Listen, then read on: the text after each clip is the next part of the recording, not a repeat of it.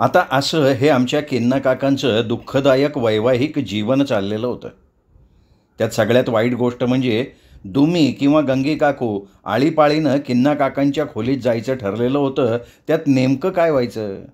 जिची पाळी असे त्या काकू आपल्या नवऱ्याच्या खोलीत पळाल्या की नंतर जी कोणी माझघरात उरत असे आणि तिची पाळी नसे त्या दुमी किंवा गंगी काकू माझघरातल्या भांड्यांची रागानं एवढी आदळआपट करायच्या की त्या आवाजानं किन्ना काकांचा अख्खा वाडा नीट झोपू शकत नसे. कावत्या मावत्या देखील झोपेतनं उठून बसत. त्यावेळी झोपमोड झालेल्या कांता आजी जेव्हा माझघरात येऊन त्या भर मध्यरात्री दुमी किंवा गंगी काकूंना शिव्या देत बसायच्या, त्यावेळी ते सगळं नाटक थांबलं जाई. तर या सगळ्या गोंधळात आमच्या लंगड्या किन्ना काकांचा शृंगार रसाचा अगदी बेरंग होऊन गेलेला असायचा.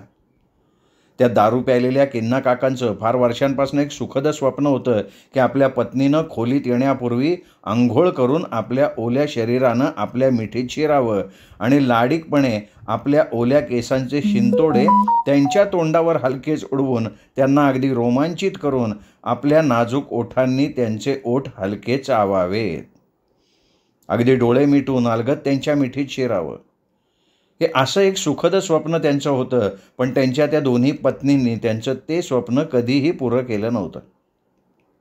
म्हणजे त्याचं काय होत असे, त्यांची पत्नी त्यांच्याजवळ आली की तिच्या केसांचा तो खोबरेल तेलाचा वास, स्वयंपाकाचा कुबट्ट वास त्यांच्या नाकात भस्कन जायचा. त्यात त्यांच्या लुगड्याचा तो स्वयंपाकाचा कुबट्ट वास आणि चोळीला येणाऱ्या घामट्ट वासानं त्यांना अगदी कसेसं होऊन मळमळायला लागायचं आणि त्यांची अर्धी दारू त्या वासानं उतरायची. त्यात माझघरातून सतत ऐकू येणारी ती भांड्यांची आदळआपट त्यांना त्या शृंगार रसातून उचलून खाली जमिनीवर दणकन आदळायची. कधी किन्ना काका त्यांच्याजवळ येणाऱ्या दुमी किंवा गंगी काकूंना हलकेच म्हणत, "अगं जा जरा मोरीत जाऊन डोकीवरनं 4 तांबे घालून तशीच ओले त्यानं ये." तशा त्या आश्चर्याने आणि रागानं म्हणत असत, "काही काळवेळ समजतीये का? असं बेरात्री मी डोक्यावरनं आंघोळ करून ओले त्यानं केस मोकळे सोडून तुमच्याजवळ यायला मला काय ओल्या बाभळीवरची हाडळ जागवायची आहे? आता तुम्ही तुमचं काय आहे ते लवकर उरकून घ्या, मला झोप येते." एवढं म्हणून अधिकच कुबट्ट वास सोडत ती आपले पाय पसरून पडायची.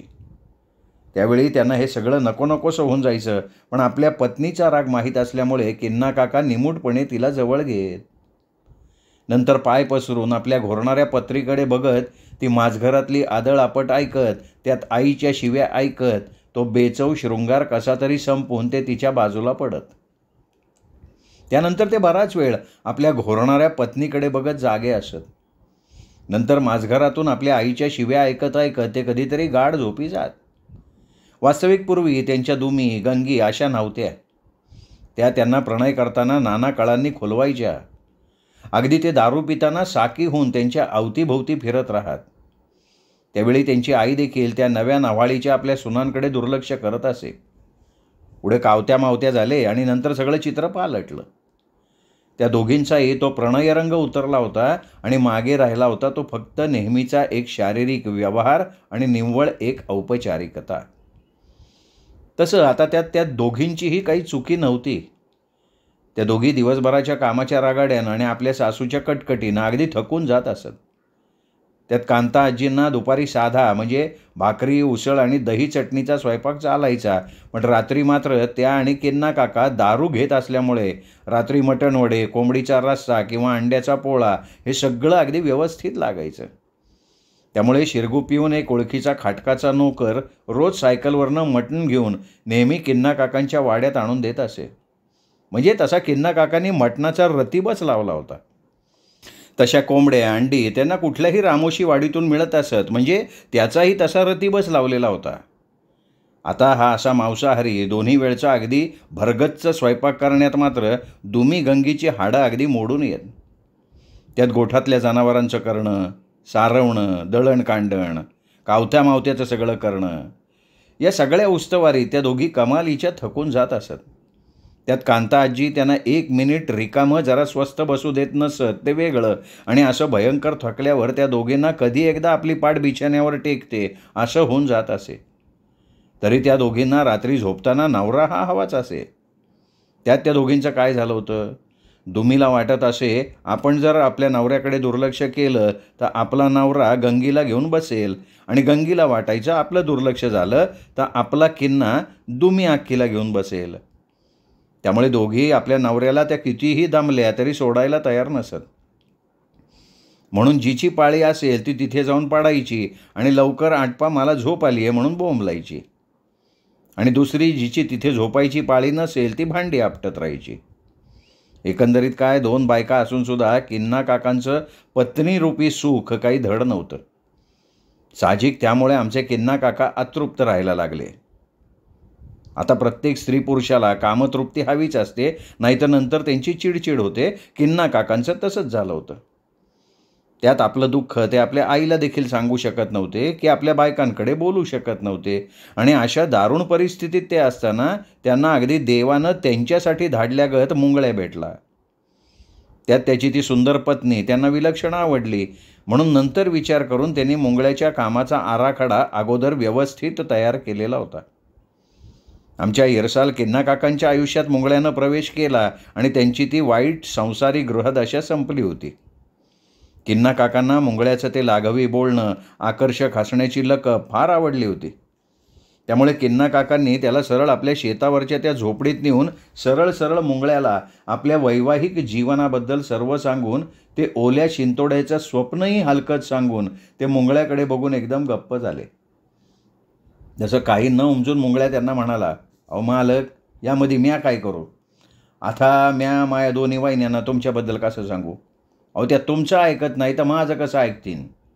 आणि मालकानो, भर राज्याला कोण असं थंड पाण्यानं अंग धुणार? तसे किन्ना काका घाईघाईनं म्हणाले, अरे अरे मर्दा, कुठला विषय कुठे नेतोयस? हे बघ, मी आजपासून या झोपडीत दारू पिणार आणि इथेच माझ्या सर्व स्वप्नांची इच्छा पूर्ती करणार. त्यात तू मला मदत करायची. म्हणजे जरा इकडे ये आणि ऐक. आमच्या सदाप्पाच्या शेताच्या बाजूला कातकर आळी आहे. म्हणजे तिथे सगळे कातकरी राहतात.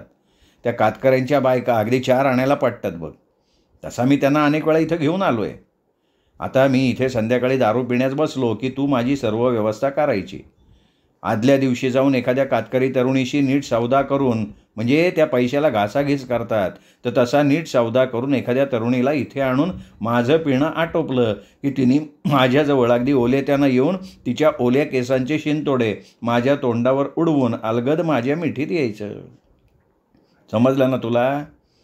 आणि ह्या सगळ्या कामाची बिदागी मी तुला देईन. तसंच मला दारूबरोबर पापड भाजणं, अंडी तळून देणं, कोंबडी भाजून देणं, हे सगळं तुला करावं लागेल. आणि हे ऐकताना मुंगळ्याला एकदम आपल्या त्या कपारीच्या आयुष्याची आठवण आली होती. तसा तो म्हणाला, मालकानू, माना तुमसनी काय पाहिजे तर समजा उमगला बघा. तेव्हा तुम्ही निवांत राहा, म्या समजा बघतो. तरी नंतर तो जरा विचार करून म्हणाला, अहो तुमची म्हातारी रात्री तुम्ही वाड्यात नाही तर करवदणार ना. त्या तुमच्या बायकांना तुमचं हे असं रात्री वाड्याबाहेर शेतावरच्या झोपडीत राहणं चालेल का? किन्ना काका हसत हसत म्हणाले, अरे माझा कार्यभाग आटोपला की तू मला माझ्या वाड्यावर नेऊन सोड आणि तू जा तुझ्या बायकोकडे. तशी मुंगळ्यानं कळलं म्हणून मान हलवली. तेव्हा त्यांनी ठरवलं होतं, हे असलं वंगाळ कामाचं, म्हणजे त्या बायका आणण्याच्या कामाचे वगळून रुहीला सांगायचं सगळं.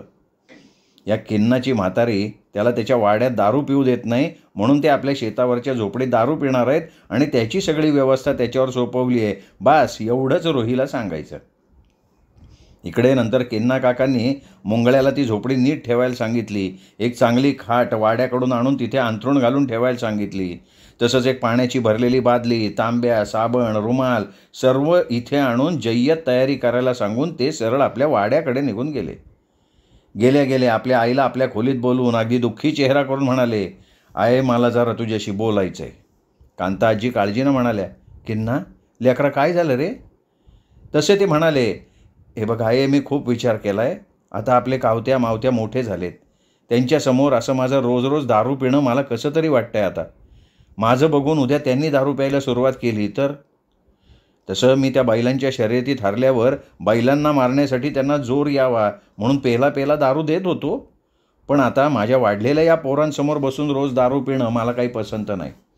त्या दुमी आणि गंगीलासुद्धा ते आवडत नाही. म्हणून मी ठरवलं आहे, आजपासून मी आपल्या शेतावरच्या झोपडीत दारू पिणार आणि गुपचूप येऊन माझ्या खोलीत झोपणार. कांता आजी विचार करत म्हणाल्या, बरोबर बोलतोयस पोरा. कालच मला कावत्या मावत्याच्या तोंडाला दारूचा वास आला होता, तरी मला कळलं नव्हतं ते. तसं आपण दोघं त्या झोपड्यामध्येच दारू पिऊन वाड्याकडे येऊ. किन्ना काका मनात म्हणाले, आईला बोंबला, आपण हा इतका खटाटोप आपल्या आईबरोबर दारू पिण्यासाठी केलाय का? आणि मग ते म्हणाले, आये तू अशी माझ्याबरोबर आलीस तर दुम्मी गंगीवर आणि कावत्या मावत्यावर कोण लक्ष ठेवणार? त्यात तो मुंगळ्या मला आणून इथे सोडेल आणि तुला काळोखात चालवेल का? तेव्हा तू इथेच दारू पिऊन माझ्या मागे दुम्मी गंगीवर लक्ष ठेव. आणि आये, मी दारू पिताना तो धनगर मुंगळ्या माझा गडी म्हणून मी कामाला ठेवणार आहे. ते ऐकताच मात्र त्या करवादून म्हणाल्या, अरे पण इथे तू एकटाच दारू पित होतास, तसं तिथं पी. तो मुंगळ्या धनगर कशाला हवाय तुला? तेव्हा काका म्हणाले, तुला कळत नाही आहे, आपण श्रीमंत आहोत. मी किन्ना तुझा पोरगा आहे. मला 2 बायका म्हणजे तुला 2 सुना आहेत. आपल्याकडे मोप शेतीवाडी आहे. तसं कांताजी न उमजून म्हणाल्या, आता ह्या सगळ्या गोष्टीशी तुझ्या दारू पिण्याचा काही संबंध आहे का मुडद्या? अरे तू जा झोपडीत आणि गुमान दारू ढोस म्हणजे झालं. तसं किन्ना काका हसत म्हणाले, हा ये अगोदर मी काय म्हणतोय ते ऐकून तर घे. आपण त्या सातमाईंच्या वाड्यापेक्षा श्रीमंत आहोत आणि अशा ह्या तुझ्या श्रीमंत पोराच्या सेवेला एखादा नोकर नको का? तशी कांता आजीनं मान हलवल्यावर ते पुढे म्हणाले, आयेद आता तुझा हा पोरगा खूप थकलाय. त्या दुमी आणि गंगेला सांभाळताना माझी हाडं पार मोडून गेली आहेत. तर मी विचार केला की मी दारू पिताना हा मुंगळ्या माझ्या हातापायाला तेल लावून मसाज करेल, माझ्या डोक्याला मसाज करेल आणि सगळ्यात महत्त्वाचं म्हणजे आहे, सर्व मांजरीवाडीला कळेल की मी सुद्धा माझा स्वतःचा असा गडी ठेवू शकतो. अगं आहे, त्या दुमी गंगीला मी दारू पिताना एक पापड भाजून दे असं म्हणालो की त्या तोंड फुगवतात. त्या रोज माझ्या थकलेल्या हातापायांना तेल चोळून मसाज का करणार आहेत? आये, फक्त त्या मसाजासाठी मी मुंगळ्याला कामाला ठेवलेलं आहे. हे आपल्या पोराचं बोलणं मात्र कांता आजीला पटलं. आता 2 बायका सांभाळायच्या म्हणजे हातापायाला रोज तेलाचं मालिश हवंच ना. आणि हे आपल्या कधी लक्षात आलं नाही. त्यावेळी त्यांना असंही वाटलं की आपला हा चांगला पोरगा आपल्या पोरांची स्वतःची किती काळजी घेतोय. तशी त्यांनी तात्काळ किन्ना काकांना झोपडीत दारू पिण्याची आणि मुंगळ्याला कामावर ठेवण्याची परवानगी देऊन टाकली होती. तसंच वाड्यात आलेल्या मुंगळ्याला त्यांनी त्याला ज्या वस्तू झोपडीत पाहिजे होत्या ते आश्चर्यानं बघणाऱ्या आपल्या दोन्ही सुनांकडे दुर्लक्ष करून देऊन टाकल्या होत्या. आणि नंतर आमच्या किन्ना काकांचा स्वप्नातला रंगमहल त्या झोपडीत प्रत्यक्ष अवतरला होता. किन्ना काका साधारण 7:30 वाजता झोपडीत आले की त्यांच्या ग्लासात दारू सोडा घालून मुंगळ्या अगदी जय्यत तयारी ठेवायचा. सोबत सिगरेटचं पाकिट आणि रोयाकडनं उकडून आणलेली अंडी सोलून त्यावर मसाला घालून ताटलीत तिथे ठेवून तो झोपडीबाहेर शेकोटी पेटवून हात शेकत बसे. तर कधी कोंबडं त्या शेकोटीत खरपूस भाजून त्यांना तो दारू बरोबर द्यायचा. आणि नंतर किन्ना काका दारू पित असताना त्यांचं पाय दाबत इरसाल काईबाई बोलून हसत हसत म्हणे, मालकानू यो समदा करायला नशीब लागतो बघा. तेव्हा हे असं चाललेलं असताना आमचे किन्ना काका त्या खाटीवर बसून दारू पीत सिगरेट ओढत हवेत तरंगायला लागले की बरोबर 8:30-9च्या दरम्यान ती कातकरीणी तरुणी दबक्या पावलाने आत यायची. नंतर मुंगळ्या उठून बाहेर जाताना किन्ना काका आपली उरलेली दारूची अर्धी बाटली त्याला घेऊन जायला सांगत असत आणि ताटलीत जे काही खाणं उरत असे ते सुद्धा त्याला न्यायला सांगून म्हणत, जा लेका मजा कर. आता आलेली कातकरी तरुणी मुंगळ्यांना अगोदरच सांगितल्यामुळे सरळ मोरीत जाऊन विवस्त्र होऊन त्या बादलीतल्या पाण्यानं सुगंधित साबण लावून 4 तांबे डोकीवर ओतायची आणि तयारीत बसलेल्या किन्नाच्या मिठीत अलगद शिरून आपल्या ओला केसातल्या पाण्याचे शिंतोडे उडवून ती किन्ना काकांच्या त्या स्वप्नाची पूर्ती करत असे. त्यावेळी त्यांना अगदी धन्य धन्य वाटत असे. थोडक्यात काय, आमच्या किन्ना काकांना फार चांगला गडी मिळाला होता आणि ते त्याच्यावर अत्यंत खुश होते. मुंगळ्यासारखा गडी आपल्याला मिळाला हे आपलं पूर्वजन्मीचं पुण्य आहे असं त्यांना वाटत होतं. तशी त्यांना रुहीची आठवण मध्ये मध्ये येत असे. त्यामुळे त्यांनी एकदा मुंगळ्याला हसत हसत सांगितलंही होतं की, मुंगळ्या, तुझ्या रुहीला कधीही काही हवं असेल तर निसंकोचपणे तिला माझ्याकडे येऊन मागायला सांग. तसंच तिला काही पैसे हवे असतील तरी मला सांग. तिला म्हणावं मी घरचाच आहे, कसला संकोच करू नको. त्यावेळी मात्र मुंगळ्या चटकन म्हणाला, मालकानू, माया रुयाला काय पाहिजे आणि काय न ग यो म्या बघीन, तुम्ही तुमचा तावडा बघा. या झोपडात मना माया रुयाचं नाव घेतलेलं चालणार नाही. तसं किन्ना काका काय समजायचंय ते समजले आणि मग गप्प झाले. इकडे आमच्या रुहीला खरं तर आपल्या नवऱ्यानं त्या सापासारख्या डोळ्याच्या माणसाकडे चाकरी करावी हे अजिबात पटत नव्हतं. तसं तिने एकदा त्या सातमाईंच्या आजीकडे आपल्या नवऱ्याला त्याच्याकडे काही काम देण्याबद्दल बोलली. त्यावेळी आजी तिला म्हणाली, रुया, अगं तुम्हा धनगरांना शेतात काम करणं जमणारं नाही आणि आमच्या रामोश्यांना ते पटणारं नाही. त्यात रामोशीवाडी आमची अगदी पूर्वीपासून आहे आणि काल आलेल्या तुझ्या नवऱ्यासाठी मी त्यांना दुखवू शकत नाही ना. तरी त्यांनी आपल्या रामोशीवाडीतलं तुमचं झोपडं स्वीकारलंच का नाही? हे बघ रुही, आता तुझा नवरा लंगड्या किन्नाकडे कामाला आहे ना, ठीक आहे ना ते. जर उद्या त्यांनी त्याला काही कारणास्तव कामावरनं काढून टाकलं तर मग आम्ही आहोतच. आणि हा तुझा नवरा त्या किन्नाकडे कसलं काम करतो ग? तसं रुया घाईघाईनं म्हणाली, तो त्यांच्या बायलाचं बघतो, त्यांची लाकडं फोडतो, त्यांना सकाळ संध्याकाळ मसाज करतो. आणि माझी आजी हसली होती. ती रुहीला मायेनं म्हणाली, म्हणजे रुया, आता तो आपल्या कष्टाची भाकरी खातो, त्यात किन्ना त्याला पगार देत असेल ना. त्यात ती कांता आजी तशी हृदयानं चांगली आहे, ती त्याला भाकरी देतच असेल. तशी रुयानं मान हलवली आणि पुन्हा हलकेच म्हणाली, आजे यो समधा खरा आहे, पण म्हणजे आजे मना म्हणायचा होता, मना त्या बाप्या काय बरं वाटत नाही. आता आजे म्हणजे मना म्हणायचा होता. आजी हसली आणि म्हणाली, अगं किन्ना आमचा असला तरी मला त्याला तू काही बोलले तर राग नाही येणार. हे बघ रुया, आपण आपली फक्त भाकरी बघावी आणि तुझा मुंगळ्या हुशार आहे, तो आपली कामं नीट करेल. त्यानंतर रुही काही बोलली नाही. वास्तविक मुंगळ्यानं रुहीला सांगितलं होतं की तो किन्नाच्या वाड्यातली बारीक सारीक कामं करून संध्याकाळी किन्ना त्याच्या झोपडीत दारू प्यायला बसला की त्याला मसाज करतो. आता रुहीला त्याच्या कामाबद्दल कसली आपत्ती नव्हती, कारण मुंगळ्या चांगलं काम करतो का कसलं काम करतो, म्हणजे त्या कातकरी बायकांकडे सौदा करून त्यांना गुपचूप त्या झोपडीत बोलवतो, हे दलालाचं काम तो करतो, हे कुठे तिला माहिती होतं. आणि तसं तो तिला कधी सांगणारही नव्हता, कारण सरळमार्गी रुया नंतर त्याच्याशी बोलली सुद्धा नसती आणि कुठल्याही परिस्थितीत मुंगळ्याला आपल्या रुयाचा विश्वास घालवायचा नव्हता. तरीही रुहीला रोज रात्री दारू पिऊन येणाऱ्या नवऱ्याबद्दल काळजी वाटतच असे. आता तो रोज किन्नाच्या वाड्यातूनच येताना भाकरी घेऊन यायचा, तरी त्याचं हे असं रोज दारू पिऊन येणं तिला पटत नसे. एकदा तिने त्याला तसं स्पष्टपणे सांगितलं तेव्हा मुंगळ्या हसून तिला म्हणाला, रुया, आता त्या किन्नाच्या बायका त्याला वाड्यात सुखानं दारू पिऊ देत नाहीत, म्हणून तो त्याच्या झोपडीत जाऊन दारू पितो. तेव्हा दारू पिण्यापूर्वी मी त्याच्या हातापायाला तेल लावून मसाज करतो. आता वयाप्रमाणे त्याचे हातपाय दुखतात आणि माझ्या मसाजानं त्यांना खूप फायदा झाला आहे. तसंच रुया, जेव्हा ते झोपडीत दारू पितात तेव्हा त्यांच्या खाण्याचं सगळं काही मी बघतो. नंतर उरलेली दारू ते मला प्यायला देतात. आता रगडून, त्यांची लाकडं फोडून, त्यांच्या बैलाचं गुमूत काढून मी सुद्धा थकतोच ना. मग असे 4 घोट मला दारूचे फुकटचे मिळाले तर मी का सोडायचे? तरी रुया, तुला आवडत नसेल तर मी किन्नाला सांगल, मला तुम्ही दारू प्यायला देऊ नका, माझ्या रुयाला ते आवडत नाही.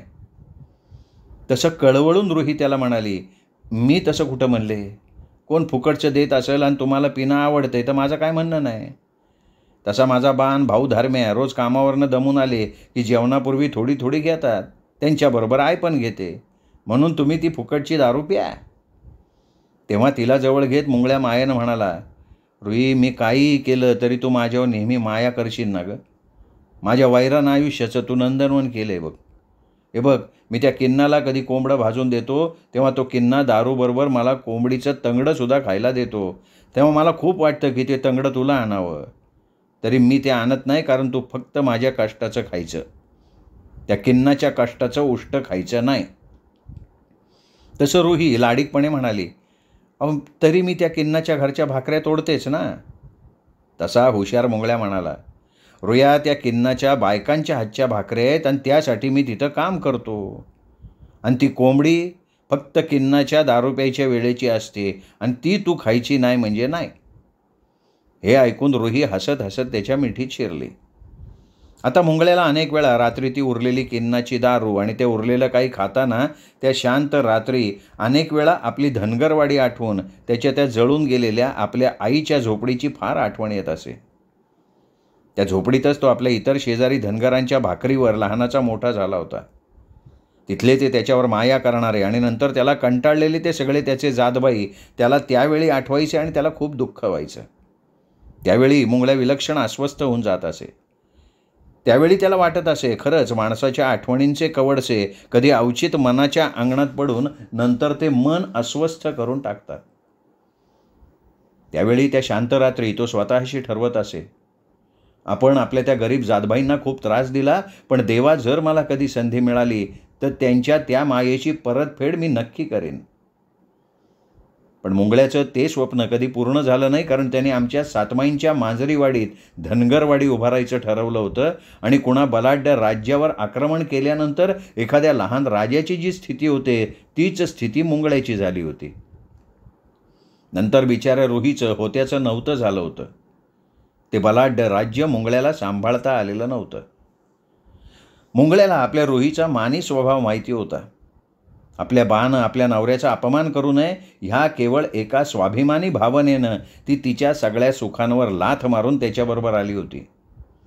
आपण किन्नाची उरलेली दारू पितो हे खरं तर रुयाला आवडत नाही आणि केवळ परिस्थितीमुळे ती गप्प आहे हे सुद्धा त्याला माहिती होतं. आपली रुही एक चांगल्या सरळ चालीची स्त्री आहे आणि तिला जर आपल्या कामाबद्दल कळलं तर रुयामुळे हे लंगड्या किन्नाला बायका पुरवण्याचं काम करू नये असं अनेक वेळा मुंगळ्याला वाटत असलं तरी त्याचा तो नाईलाज होता. त्यालासुद्धा ते काम आवडत नव्हतं. मुंगळ्या कुठलंही काम करू शकत होता, पण कुठल्या स्त्रीकडे त्यांनी कधीही वाकड्या नजरेनं बघितलं नव्हतं. त्याला ते आवडतसुद्धा नसे. आता किन्नाच्या खाजगी कामाबद्दल त्याला तसे चांगले पैसे मिळत होते. कातकरी किंवा अन्य मागासवर्गीय जमात शिक्षणाच्या अभावामुळे गरीब परिस्थितीनं नाडलेले असतात. पैशाची गरज सगळ्यांना असते. तशी ती मुंगळ्याला सुद्धा होती, कातकरांना सुद्धा होती. त्यामुळे या कातकरी वाडीतल्या काही तरुण स्त्रिया आपल्या पतीच्या संमतीनं व्यसनी श्रीमंत अशा शेतकऱ्याची शेज सजवून 4 पैसे मिळवायच्या आणि 4 दिवस आपल्या पती आणि मुलांबरोबर चांगलं चुंगलं करून खायच्या. आपल्या छकुल्यांना 4 अंगडी आणत असायच्या आणि ह्या 4 दिवसांच्या सुखासाठी त्यांचा हा लाजिरवाणा खटाटोप चालत असे.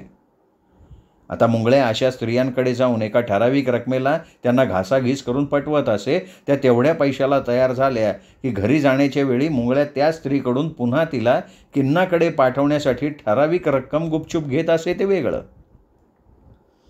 तसंच नंतर त्या स्त्रियांकडनं एखादी कोंबडी किंवा अंडी मागून आणत असे, ही गोष्टसुद्धा वेगळी. तरीही मुंगळ्याला या कामासाठी त्या स्त्रियांकडनं फार कमी रक्कम मिळत असे. पण मुंगळ्यानं त्या स्त्रियांकडनं कधीही आरेरावी करून जास्त पैसे मागितले नव्हते, कारण हे लाजिरवाणं काम त्या स्त्रिया आपल्या पती आणि मुलांच्या 4 सुखाच्या क्षणांसाठी करतात याची त्याला जाणीव होती. किन्ना त्याला या कामाची चांगली बिदागी देत असे, तरी वरचे 4 पैसे कोणाला नको असतात. त्यात कधी काय व्हायचं, मुंगळ्यानं कधी 4 पैसे किन्ना काकांकडे हात पसरून मागितले की ते आपले सफेद दात दाखवत हसत त्याला सुनावत, अरे शिनच्या मुंगळ्या, मी तुला भाकऱ्या देतो, पैसे देतो, माझी उरलेली दारू कोंबडीची तंगडीही देतो, हे सगळं काय तू माझा जावई आहे म्हणून मी तुला देतो? अरे तसा नीट हिशोब केला ना तर उलट तूच माझं देणं लागतोस आणि वरचे पैसे मी का देऊ तुला? तरी मुंगळ्या मर्दा, मी तुझ्यासाठी एक करू शकतो. हे बघ, माझं काम संपल्यावर तू मला माझ्या वाड्यात सोडून भाकऱ्या घेऊन परत झोपडीत जाऊन त्या स्त्रीबरोबर मजा मार. त्याचे सगळे पैसे मी त्या बाईला वेगळे देईन. म्हणजे बघ गड्या, तू माझी उरलेली दारू आणि कोंबडी खातोस, तसंच तू माझी ती बाईसुद्धा घे. हे बघ, पुरुषानं दारूला आणि स्त्रीला कधी नाही म्हणू नये. पण मुंगळ्यानं त्या गोष्टीला साफ नकार दिला होता. उलट त्याला हे सांगणाऱ्या किन्ना काकांचा प्रचंड संताप आला होता. आता मुंगळ्याला कल्पना नव्हती, परंतु धूर्त किन्ना काकांनी एक वाईट चाल केली होती. त्यांना वाटत होतं, जर मुंगळ्या असा त्या कातकरी स्त्रीकडे गेला, त्याला त्याची सवय झाली, तर आपोआप त्याचं रुहीकडे दुर्लक्ष होईल आणि न जाणो त्या निमित्तानं त्याला ती सुंदर धनगरीण मिळेल सुद्धा. कुणी सांगावं? कारण या स्त्रिया पैशाला किती हापापलेल्या असतात हे किन्नाला चांगलं माहिती होतं. पण हा बेरकी मुंगळ्या भलताच चारित्र्यवान निघाला होता. आता मुंगळ्याला 4 पैसे हवे होते आणि तो ते जमवत होता, कारण त्याच्या सुंदर पत्नीच्या त्या 2 सोन्याच्या त्यानं विकलेल्या बांगड्या पुन्हा करायच्या होत्या त्याला आणि त्यासाठी हा सगळा आटापेटा. आमची रुही आणि मुंगळ्या मांजरीवाडीत रमले. मुंगळ्यांनी इथे बघितलं होतं, इथल्या सर्व शेतकऱ्यांजवळ अमाप जमिनी, रानमळे, पडीक जमिनीसुद्धा होत्या. मुंगळ्याच्या हातात 4 पैसे आल्यावर तो स्वप्न रंगवायला लागला की आपण देखील एक लहानसा जमिनीचा तुकडा घेऊन त्यात आपलं झोपडं उभं करू. त्या झोपड्याच्या आजूबाजूला 4 ज्वारीची धाटं रोवून आपल्या पोटापुरती भाकरी मिळवू. रुहीला आणि आपल्या पोराला आपल्या कष्टाची भाकरी खाऊ घालू. आपल्या गोड रुयाचं तेवढं तरी स्वप्न आपण पूर्ण करू. त्याला आणि रुहीला ही चिमुकली हिरवीगार मांजरीवाडी तशी फार आवडली होती आणि त्यांनी इथेच स्थायिक व्हायचं ठरवलं होतं. तो अनेक वेळा रुहीला म्हणत सुद्धा असे, रुया, जर माझ्या हातात पैसा असताना तर मी अख्खी मांजरीवाडी विकत घेऊन इथं फक्त आपली धनगरवाडी वसवली असती. आणि त्याच्या ह्याच हव्यासामुळे नंतर सगळं आखरीत घडलेलं होतं. मुंगळ्याचं आता छान बस्तान बसलं होतं. त्याच्या झोपडीत लंगड्या किन्ना काकांमुळे आणि सातमाईंच्या वाड्यामुळे भाकऱ्यांची, धनधान्यांची काही कमी नव्हती. त्याच्या हातात 4 पैसेसुद्धा खुळखुळायला लागले होते. तो लवकरच आपल्या रुहीसाठी सोन्याच्या बांगड्या करण्याच्या विचारात असताना त्यांच्यावर ते संकट कोसळलं होतं. मग त्याचं काय झालं होतं, दुमी आणि गंगी काकू आता रोज भाकऱ्या नेण्यास येणाऱ्या मुंगळ्यावर प्रचंड संतापल्या होत्या. कारण पूर्वी त्या किन्ना वाड्यात आपल्या खोलीत दारू पित असताना पाळीप्रमाणे त्याच्याबरोबर रात्र घालवत असत. पण आता काय झालं होतं, त्यांचा किन्ना त्या बाबळीच्या त्या झोपड्याला दारू प्यायला गेल्यापासनं ते आपल्या वाड्यात झिंगून कसे तरी जेवून मढ्यासारखे पलंगावर पडून घोरायलाच लागत. ते सकाळी उशिरा उठत आणि दुमी किंवा गंगी काकू आपलं लुगडं वर करून झोपलेल्या आपल्या रावणासारख्या नवऱ्याकडे बघत रात्रभर जाग्या असत. थोडे दिवस त्यांनी हा उपवास सहन केला, पण नंतर मात्र त्यांची सहनशक्ती संपली. आपल्या इरसाल नवऱ्याला एकाएकी कुठल्या वेताळानं धरलंय हेच त्या दोघींना कळेना. आणि शेवटी एकदा दुमीनं गंगीला त्या प्रकाराबद्दल विचारलं, तसं ती हलकेच म्हणाली, अगं कितीतरी दिवस त्यांनी मला हात नाही लावला. ते जेवले की येतात आणि ताणून देतात, एकदम पहाटे उठतात. उठल्यावर सुद्धा ते लांबच असतात. तशी गंगी काकू एकदम थांबून म्हणाल्या, अक्का तुझ्याशी सुद्धा हे असेच वागतात? दुमी काकू म्हणाली, गंगे हे सगळं त्या मेल्या मुंगळ्यामुळे झालंय. तो मेला ह्यांच्याकडे काम मागायला आला आणि हा सगळा घोळ होऊन बसलाय. आता हे सगळं आईला सांगावं लागेल. आणि नंतर त्या दोघींनी आडवळणानं सासूच्या कानावर घातलं आणि झालं. त्या सकाळी किन्ना काका नेहमीप्रमाणे उठले. अगदी प्रसन्न होते तेव्हा. रात्री त्यांना त्या कातकर्णीनं नाना काळांनी खुलवून अगदी तृप्त केलं होतं आणि त्याच धुंदीत आंघोळ करून न्याहारीसाठी ते माझघरात आले तर दुमी आणि गंगीची तोंडं फुगलेली होती. ती का फुगली आहेत हे त्यांना चांगलंच माहिती होतं, पण त्यांनी तिकडे लक्ष दिलं नाही. फक्त त्यांनी बघितलं की आज त्यांच्याबरोबर कावत्या मावत्या न्याहारीला बसलेले नव्हते. म्हणजे आईला आपल्याशी काहीतरी बोलायचं आहे हे त्यांनी जाणलं. गंगीनं त्यांच्या पुढ्यात आदळलेली न्याहारी तिच्याकडे लक्ष न देता करण्यात ते गुंतलेले असताना कांताजी तिथे तणतणत आल्या. किन्ना काकांच्या समोर बदकन बसत म्हणाल्या, किन्ना तुझी तब्येत बरी आहे ना? तसं काही न उमजून ते म्हणाले, आई मला काय धाड भरली आहे, मी वेताळासारखा ठीकठाक आहे. तसं कांताजी पुढे सरकून म्हणाल्या, तेच म्हणते मी. अरे लेकरा, तू 2 बायकांचा दादला आहेस आणि 2 पोरांचा बापसुद्धा. तसे किन्ना काका जोरात हसत म्हणाले, हे आता हे अख्ख्या मांजरीवाडीला माहिती आहे. हे तू मला इथं सांगत बसली आहेस? मला इथे माहितीच आहे की. तसं त्यांच्या चेष्टेकडे दुर्लक्ष करत कांताजी ओरडल्या, अरे द्वाडा, तुझा प्रताप अख्ख्या मांजरीवाडीला माहिती आहे, पण मी काय सांगते ते ऐक आता. अरे पोरांना जशी आपली आय लागते तसे प्रत्येक पत्नीला आपला नवरा हवा असतो. आता तू त्या बाबळीच्या झोपडीत जाऊन दारू पितोस आणि नंतर घरी आल्यावर दुमी गंगीकडे न बघता झोपून जातोस. हे वागणं तुला शोभतंय का? अरे बायकोला सकाळी आपली चूल लागते आणि रात्री नवरा कुशीत लागतो. हे तू 2-2 बायकांचा दादला असून कळत नाही?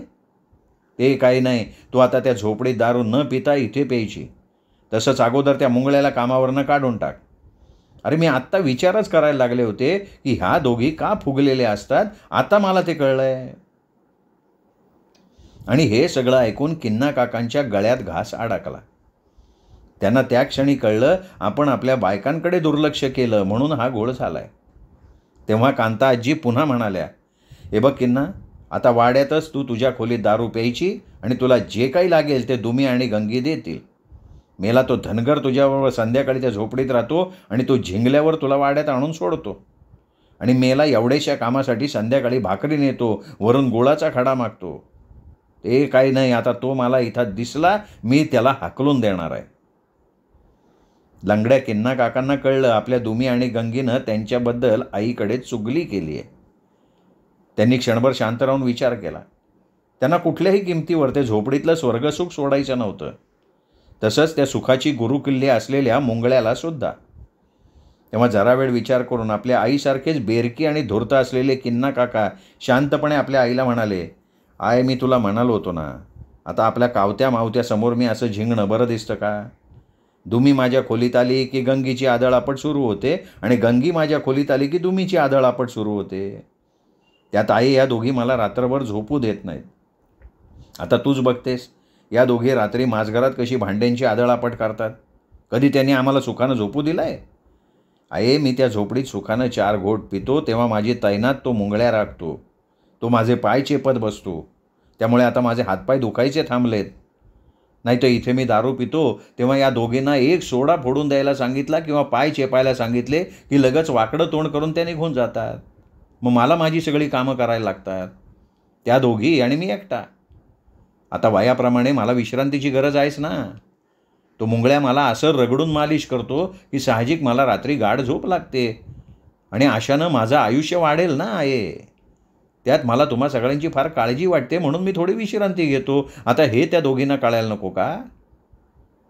आहे, यात माझं काही चुकलं तर तो जोडा घे आणि हाण माझ्या टकोऱ्यात. त्यावेळी आपल्या किन्नाचं हे बोलणं शांतपणे ऐकणाऱ्या आमच्या कांता आजी एकदम कळवळल्या. त्यांना त्या क्षणी आपल्या किन्नाचं बोलणं पटलं होतं. खरंच ह्या तिच्या सुनांनी प्रत्येक दिवशी आलटून पालटून भांड्यांची आदळआपट करून कुणालाही कधी सुखानं झोपू दिलं नव्हतं. त्यात जर आपला पोरगा रात्री गाढ झोपतो तर या मेल्या दोघींना काय झालं? आता पोरं झाली ना, मग यांना सारखा सारखा नवरा हवा कशाला? आणि त्यामुळे आपल्या किन्नाला खरंच काही झालं तर? तशा कांताजी दुमी आणि गंगीच्या अंगावर जाऊन ओरडल्या, सटवायांनो, आता तुमची पोरं मोठी झाली आहेत, त्यांना मिसरूड फुटली आहे, तरी अजून तुम्हाला नवरा हवा? अगो, हा किन्ना झाल्यावर किन्नाचा बा गेला तेव्हा मी एकटीनं कसे दिवस काढले मला माहिती आहे. आणि तुमचा नवरा जरा शांत झोपतो म्हणून तुमच्या तक्रारी सुरू झाल्या. मग काय दिवस रात्र त्यांनी तुम्हाला घेऊन बसायचं का? त्यावेळी आपल्या सासूच्या या सरबत्तीवर दुमी आणि गंगी काकू एकमेकींकडे बघत गप्प झाल्या. तरी त्यांना वाटलं होतं की मुंगळ्यानंच काहीतरी करामत केली आहे, नाहीतर आपला हा रावणासारखा नवरा असा दारू पिऊन गप्प झोपणाऱ्यांपैकी नव्हता. का हाच मुंगळ्या त्याला आपली ती सुंदर बायको देत होता? आता काही का असे ना, दुमी आणि गंगी काकू दोघेही मुंगळ्याकडे डोळ्यांनी बघत नव्हत्या. त्यामुळे मुंगळ्यांनी काही मागितलं की त्याला देणं बंद करून टाकलं. तसेच तो संध्याकाळी भाकरीसाठी बाहेर थांबला की आपली सासू जवळपास नाही हे बघून आपल्या वाड्याचं दारच लावून घ्यायच्या त्या. मुंगळ्यांनी हे किन्ना काकांना सांगितलं. तसे किन्ना काका त्याला म्हणाले, हे बघ, माझं एक मत आहे, बाहेरच्यांसाठी आपल्या घरच्या बायकांशी भांडू नये. अरे, बाहेरचा निघून जातो तेव्हा घरच्या बायका घरात असतात ना, आणि नंतर त्या दिवसभर कावकाव करून जीव खातात. तसा मुंगळ्या दीनवाणेपणे म्हणाला, मग मी माझ्या भाकरीचं काय करू? तुम्ही म्हणाला होता रोज संध्याकाळी भाकर माझ्या वाड्यातनं मिळेल. आता मी रुयाला काय सांगू? तसं किन्ना काका घाईघाईत म्हणाले, गड्या, तू एक काम कर, उद्या मी झोपडीत एक ज्वारीचं पोतं, तुरडाळीचं पोतं, शेंगाचं पोतं ठेवतो, तू ते घेऊन जा. आणि आता मला वाड्यात सोडल्यावर भाकरीसाठी थांबू नको. तेव्हा मुंगळ्या डोकं हलवत म्हणाला, मालकानो, वाईचे गुळाचा ढेप आणि त्याला चढावा पण द्या. तसे किन्ना काका त्याला बरं म्हणाले, कारण त्यांना भीती वाटत होती की जर या धनगराच्या भाकऱ्या थांबल्या तर हा आपली नोकरी सोडून तर देणार नाही ना. तसे ते त्याला पैसे देत होते म्हणा, पण सुंदर रुहीला काय वाटेल? हा सगळा विचार करून किन्ना काकांनी मुंगळ्याबरोबर तो सौदा केला होता. त्यामुळे मुंगळ्याला सुद्धा बरं वाटलं होतं, कारण मुंगळ्याला माहिती होतं किन्ना एक संसारी पुरुष आहे आणि त्याच्या त्या 2 पत्नींच्या वैवाहिक सुखात आपण माती कालवतोय. आणि कुठल्याही पतीपत्नीच्या सुखाच्या आड कुणी येऊ नये या मताचा मुंगळ्या होता. पण परिस्थितीमुळे त्याला ते करावं लागलं होतं. त्यामुळे त्याला दुमी गंगी काकूंकडे भाकऱ्या मागताना कधीकधी खूप अवघड आणि एक अपराधीपणाची भावना जाणवत राहायची, पण ती आता संपली होती. आता मुंगळ्याला जाणवलं होतं की लंगड्या किन्नाचं त्यांच्याशिवाय पान हलत नव्हतं. त्यांनी मनोमन ठरवलं होतं की कधी काळवेळ बघून या रंगेल किन्नाकडे एखादा जमिनीचा तुकडा मागून त्या तुकड्यात आपली झोपडी उभी करायची. तसंच लवकरच रुयाला तिच्या त्या सोन्याच्या 2 बांगड्या करायच्या, नंतर थोडे रुपये जमवून 5-50 शेरडं घेऊन काहीतरी उद्योग सुरू करायचा. आणि सगळ्यात आधी त्यानंतर किन्नाची ही घाणेरडी नोकरी रुयाला कळायच्या अगोदर सोडून द्यायची. आता हुशार किन्ना काका आधेमध्ये या कातकरी बायकांना न बोलवता दुमी आणि गंगेला जवळ घ्यायला लागले. त्यामुळे हल्ली त्या थोड्या शांत झालेल्या होत्या. अशा प्रकारे लंगड्या किन्ना काकांचं ते रंगेल तारू कसल्याही वादळ वाऱ्यापासून दूर सुखरूप चाललेलं होतं. श्रोतेहो, या प्रकरणाचा हा भाग इथेच संपला. भेटूयात पुढच्या भागासह. आणि श्रोतेहो, हा भाग 50वा भाग होता या कादंबरीचा. सातमाईंचं रान या कादंबरीच्या पहिल्या भागाचा हा 50वा भाग तुम्ही ऐकलात. मला तर वाटतं आहे की सातमाईंच्या कृपेमुळेच ही कादंबरी मला चॅनलवर वाचण्याची बुद्धी झाली आणि लेखिका सौ आयडा बाराटो यांनी मला ही कादंबरी वाचायला परवानगी दिली. हे 50 भाग आपण नीट ऐकलेत, प्रत्येक भाग लाईक केलात, प्रतिक्रिया आपल्या व्यक्त केल्यात, याबद्दल मनापासून आभार मानतो आणि थांबतो. उद्या भेटूयात 51व्या भागासह. तोपर्यंत नमस्कार.